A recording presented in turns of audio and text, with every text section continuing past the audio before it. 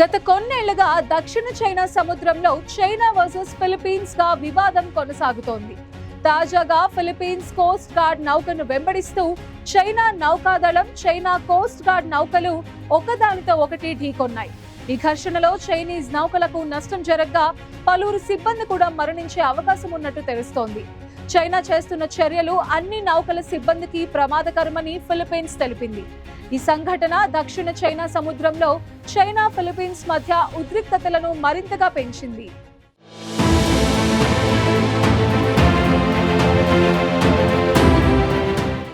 Scarborough shawl ఫిలిప్పీన్స్లోని Luzon దీవి నుంచి 140 nautical మైళ్ళ దూరంలో ఉన్న ఈ ప్రాంతం దక్షిణ చైనా సముద్రంలో చైనా వర్సెస్ ఫిలిప్పీన్స్ మధ్య ఉద్రిక్తతలకు కేంద్రంగా మారింది. 2012లో చైనా ఈ షోల్ను ఫిలిప్పీన్స్ నుంచి స్వాధీనం చేసుకున్నప్పటి నుంచి రెండు దేశాల మధ్య ఘర్షణలు జరుగుతున్నాయి.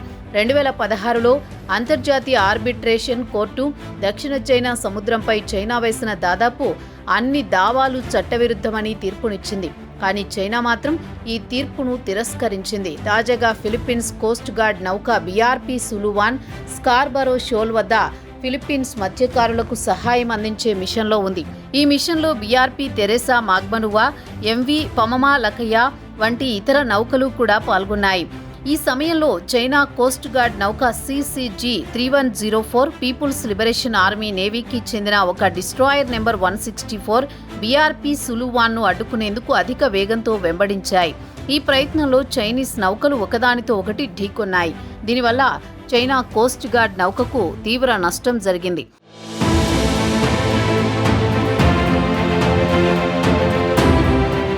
ఈ దాడికి సంబంధించి ఫిలిప్పీన్స్ కోస్ట్ గార్డ్ ఓ వీడియోను విడుదల చేసింది. చైనా కోస్ట్ గార్డ్ నౌక CCG-3104 బీఆర్పీ సులువాన్ను వెంబడిస్తూ వాటర్ కానన్తో దాడి చేసింది. ఈ సమయంలో పీపుల్ లిబరేషన్ ఆర్మీ నేవీకి చెందిన డిస్ట్రాయర్ ఫిలిప్పీన్స్ నౌక చైనా కోస్ట్ గార్డ్ నౌక మధ్య వచ్చి CCG-3104 ముందు భాగం ఫోర్ కాస్టిల్తో ఢీకొంది. ఈ ఘర్షణలో చైనా కోస్ట్ గార్డ్ నౌక ముందు భాగం తీవ్రంగా దెబ్బతిని నౌక సముద్రంలో పనికిరాని స్థితికి చేరుకుంది. ఈ ఘటన స్కార్బరో షోల్ నుంచి 10.5 నాటికల్ మైళ్ళ దూరంలో జరిగిందని ఫిలిప్పీన్స్ కోస్ట్ గార్డ్ అధికారులు తెలిపారు. ఈ ఘర్షణల సమయంలో చైనా కోస్ట్ గార్డ్ నౌక ముందు భాగంలో కొంతమంది సిబ్బంది ఉన్నట్టు వీడియోలో కనిపించింది. కానీ ఢీకొనే సమయానికి వారు అక్కడ లేరు. దాడి జరిగిన వెంటనే ఫిలిప్పీన్స్ కోస్ట్ గార్డ్ వెంటనే మాన్ ఓవర్ బోర్డ్ రికవరీ, వైద్య సహాయం అందించేందుకు సిద్ధంగా ఉందని ప్రకటించింది. ఈ ఘటనలో చైనీస్ సిబ్బంది గాయపడడమో లేదా మరణించడమో జరిగి ఉండవచ్చని ఫిలిప్పీన్స్ అధికారులు తెలిపారు. Philippines coast guard, department of national defence ఈ ఘటనను ప్రమాదకరమైన చట్టవిరుద్ధమైన చర్యగా ఖండించాయి. చైనీస్ నౌకలు అంతర్జాతీయ సముద్ర ఘర్షణ నివారణ నిబంధనలను ఉల్లంఘిస్తున్నాయని, దీనివల్లే ఈ ఘర్షణ జరిగిందని ఫిలిప్పీన్స్ కోస్ట్ గార్డ్ అధికారులు తెలిపారు. చైనా ఈ ప్రాంతంలో దూకుడుగా వ్యవహరిస్తోందని ఆరోపించారు.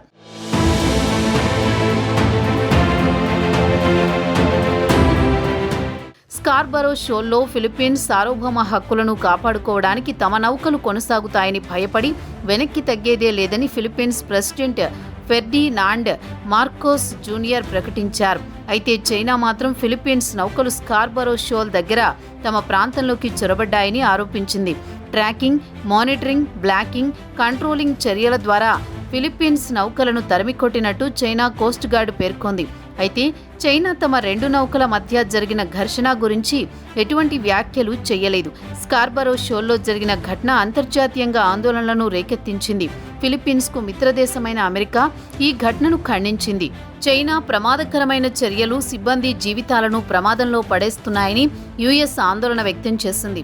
మరోవైపు యుఎస్ నేవీ తమ రెండు యుద్ధ నౌకలైన USS హిగ్గిన్స్, USS సిన్సినాటిని స్కార్బరో షోల్కు 30 నాటికల్ మైళ్ళ దూరంలో మోహరించింది.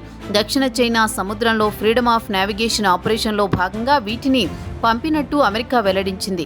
మరోవైపు స్కార్బరో షోల్ చుట్టూ 25 నుంచి 30 నాటికల్ మైళ్ళ ఎక్స్క్లూజన్ జోన్ను అమలు చేయడానికి చైనా అనేక నౌకలను మోహరించిందని విశ్లేషకులు చెబుతున్నారు.